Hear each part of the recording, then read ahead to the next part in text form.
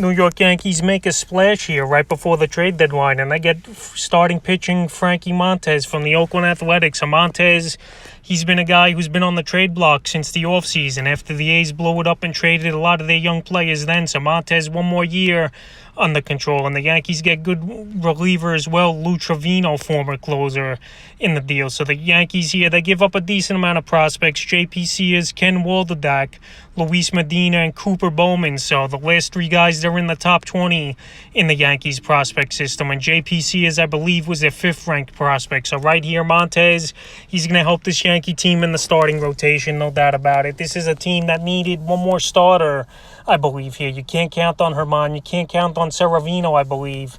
And Talion, he could go either way. So on the season for Montas, the numbers aren't great in terms of win-loss record, but everything else has been good. 4-9, 104 2/3, 109 strikeouts, a 3.18 ERA, and a 1.14 WHIP with 10 quality starts. So right now, he goes from the worst team in the American League here to the best team in all Major League Baseball with the Yankees. And obviously, his fantasy value is going to be bumped up a lot.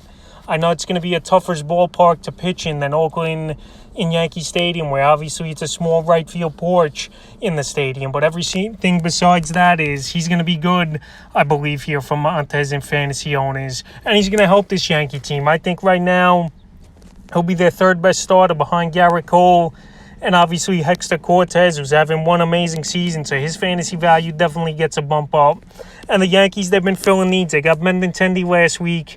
They got a reliever today from the Chicago Cubs. And now you get Lou Trevino and obviously Montas, the big one in this one. And in terms of Lou Trevino this season here, it's been an up and down type of season for him. But he's another guy who has closer's experience and you can put in the 7th, 8th inning for this team, even though he's 1-6 in 32 innings, 10 saves on the season, 45 Ks, a 6.47 ERA, and a 1.88 WHIP. So right here, it's a good deal for the Yankees.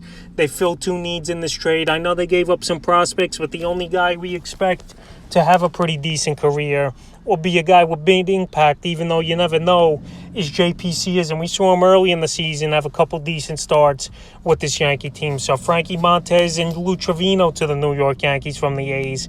And the A's rebuilding and stockpiling prospects continues here. This is one of the biggest deals to go down at this deadline so far before tomorrow at 6 o'clock.